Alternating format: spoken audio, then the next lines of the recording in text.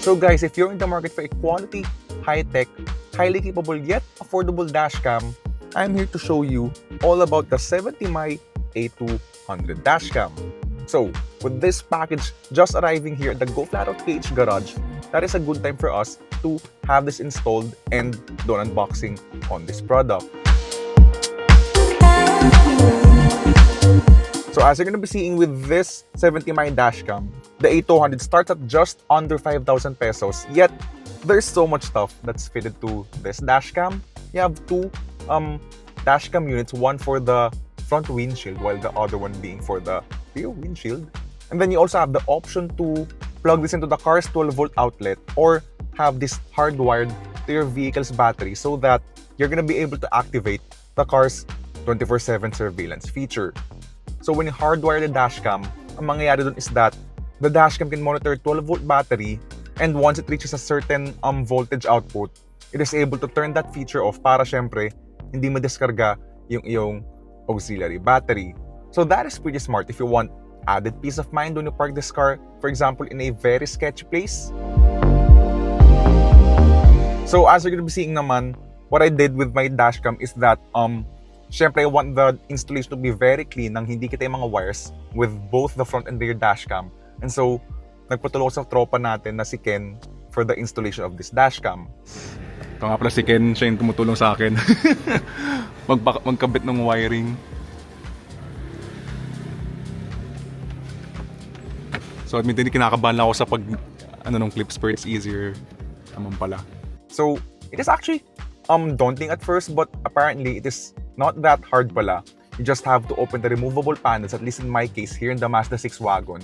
And this is a highlight for me na in a sense na this car is quite easy to work on pala. The only difficult part, at least for this car, is the panel sa kanyang rear tailgate. But that's about it. Once we're able to fit in the wires through the parang wedge tool that is included in the dashcam kit, well, you're gonna be having an easier time installing the dashcam in your vehicle. Now, as for the performance of this dashcam, what I like about here is that kita naman sa clips, it is able to do 1080p dual channel recording.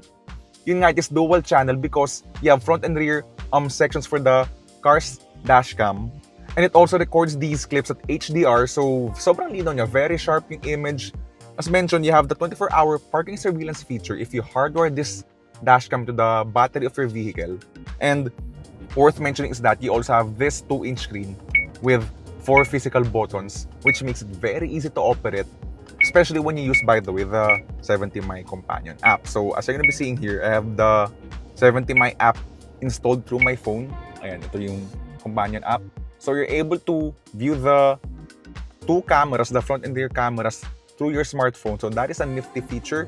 And also you can control a few functions via this smartphone app, this 70mai app. And then last, let's talk about the dashcam itself, because as you're gonna be seeing, it is quite compact.